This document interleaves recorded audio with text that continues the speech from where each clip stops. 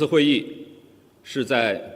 signing of the Memorandum of Understanding between the United States and Iran, in which both sides pledge to respect each other's sovereignty and territorial integrity, refrain from launching any military actions, and avoid interfering in each other's internal affairs, send a positive signal to the outside world.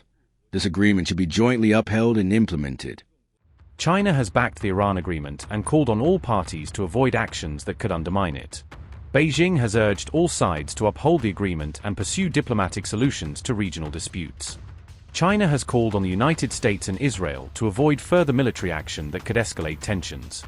The remarks come days after President Donald Trump thanked China and Russia for their positions during the Iran crisis.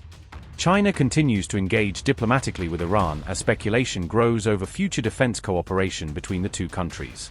Reports indicate Iran is exploring the acquisition of refurbished Chinese Chengdu J-10 fighter jets to modernize its air force. The potential addition of Russian Su-35 and Chinese J-10 fighters could significantly enhance Iran's aerial capabilities. China has always maintained that regional hotspots and differences among all parties should be resolved through dialogue and negotiations, and opposes the use of force or the threat of force. The signing of the Memorandum of Understanding between the United States and Iran, in which both sides pledge to respect each other's sovereignty and territorial integrity, refrain from launching any military actions, and avoid interfering in each other's internal affairs, send a positive signal to the outside world. This agreement should be jointly upheld and implemented. China has consistently upheld an impartial stance, supporting all efforts conducive to peace, supporting Iran in safeguarding its sovereignty, security, and national dignity, and supporting Iran in improving its relations with Gulf countries and other nations in the region.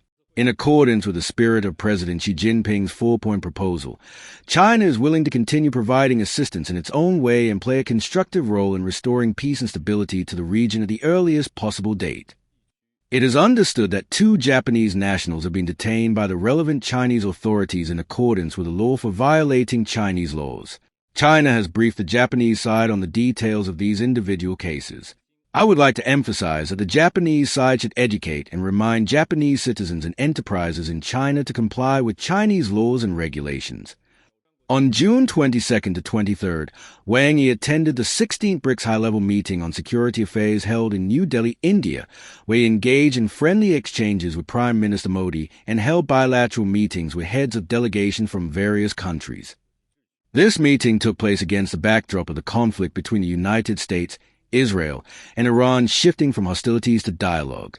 Wang Yi stated that this conflict, which lasted more than 100 days, had severely impacted the regional and international situation and offered 4 profound lessons to all parties, including the importance of upholding international rules, respecting national sovereignty, establishing a new security concept, and understanding the new forms of warfare.